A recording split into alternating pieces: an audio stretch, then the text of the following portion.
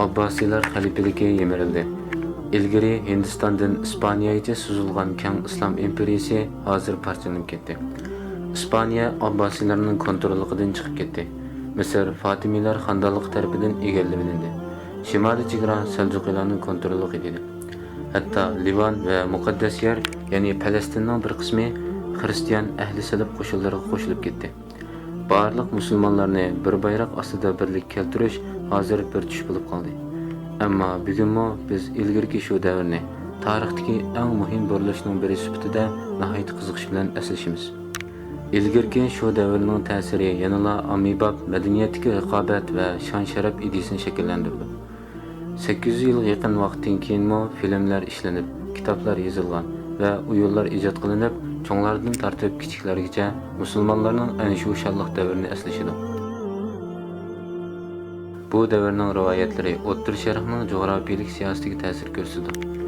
Bularning ko'pinchisini Salohiddin ismli bir kishining xizmatidan deb qarash bo'ladi. O Abbasiylar xalifaligining eng oxirgi katta sultonlaridan biri. Uningdan boshqa o o'zi arzu qilgan islom kuchini birlikka keltirish va xalifalik merosiga yo'qolgan izzatni asliga keltirish hamda ahli salibni Quddusdan haydab chiqarishdek katta arzularni amalga oshirgan buyuk sultondir. Ammo Salohiddin o'z arzusiga ko'ra keyin-keyindan g'alaba qila olmadi. O tirishdi, mag'lub bo'ldi va ching turib xatoligidan savoq olib, texnik kuchli holatda o'rnidan turdi. O dadil, qaysar va aqlli edi. Shundaqdimi uning hukmronligi o'ngsizlik, xiyonat va umidsizlik bilan to'ldi. O afsonalardagi darajadan tashqari kuchli qahramon o'xshamasimi, biroq ko'plagan kishilarning va ojiz miskinlarning qalbidan cho'nqur o'rin olgan. O nurg'ulg'an sinoqlar va jafo mushaqqatni beshidan o'tkazgan bir katta qahramondir. Mana bu filmimiz orqali uning hayoti to'g'risida to'xtalganimizda bu qahramonning jafo mushaqqatda qanday tovlanib chiqqanligini bilib yetamiz. Miladiya 1149-yil.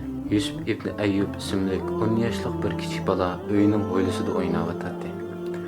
Tuyuqsiz o masjidning munaridan kelgan nidoni angladi. Zengi sultoni Nuriddin Zengi Idissadagi ahli salib qo'shinlari bilan bo'lgan hal qilg'uch jangdan zafar quchib qaytib keldi. Idissa hozir islom zaminining bir qismiga aylandi. Bu xabarni anglagan kishilarning qalbi sadosi ko'chalarni liq olgan edi.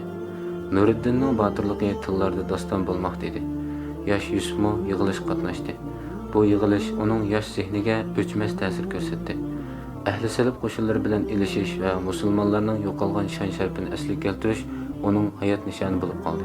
Yosh Yusuf cho'ng bo'lib, hamon bir kuni Salohiddin deb e'tirof qilinadi.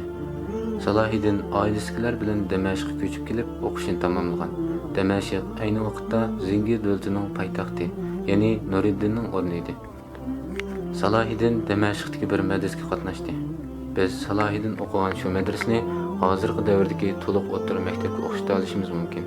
Salohiddin geometriya, algebra, jo'g'rafiya, shundaqla Qur'on va islom tadqiqotining boshqa sohalarini o'rganishga boshladi. Shuning bilan bir vaqtda u tag'isi Asaduddin Shirkohning yetakchiligida askarlik elib ketildi. Shirkoh Nuriddinning qo'l ostida general edi.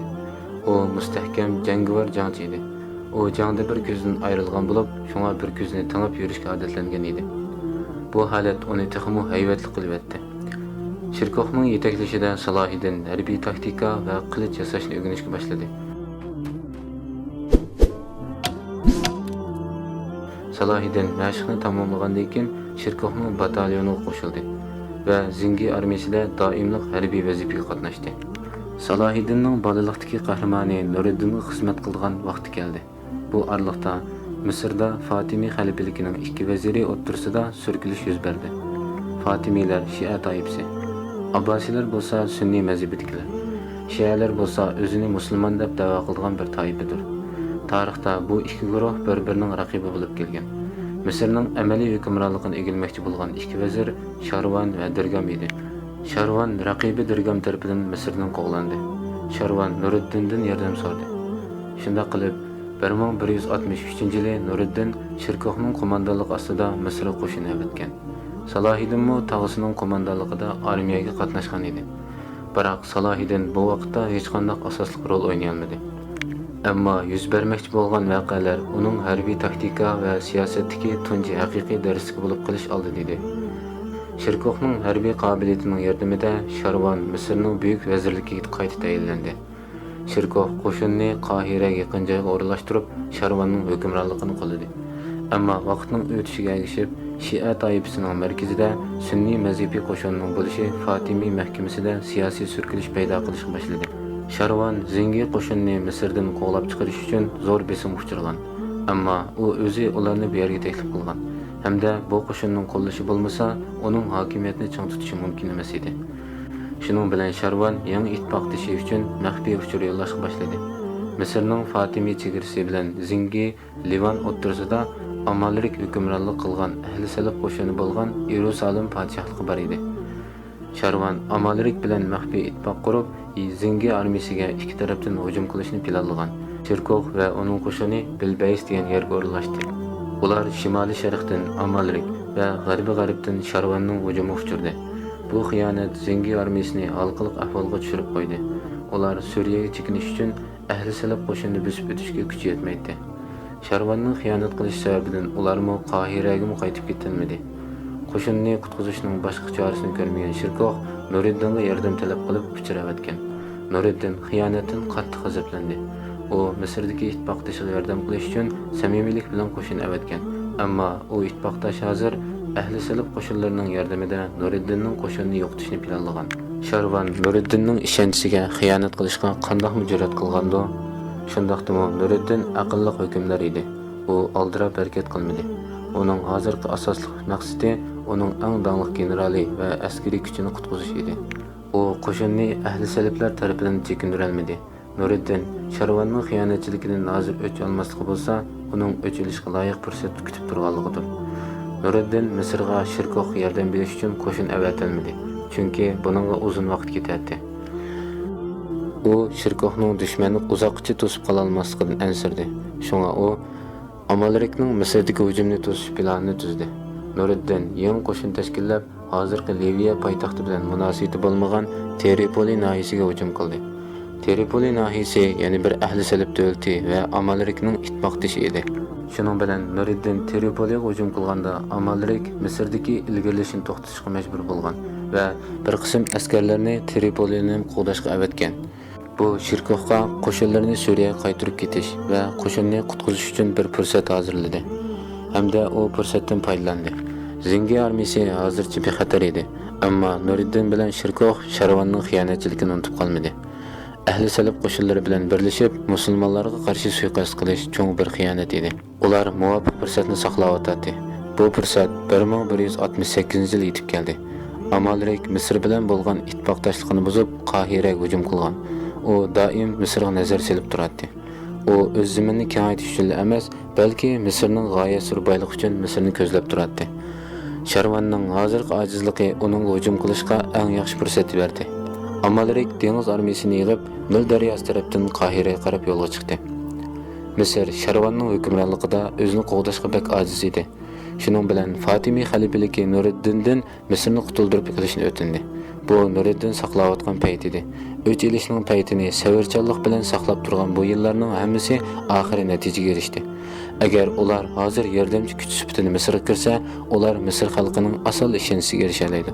Ya'ni ular jangda ahli salaflarni mag'lub qila oladi.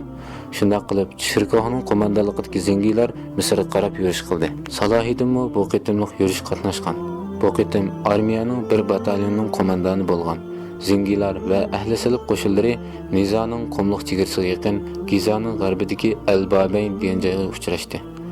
Zengilar strategik afzallik uchun bu o'rinni qasddan tanladi. Buning sababi keyin jang jarayonida ayon bo'ldi. Salohiddin vaqtincha armiyaning o'ng qanotini kontrol qildi. Cherkov markaziy qo'mondonligini oldi.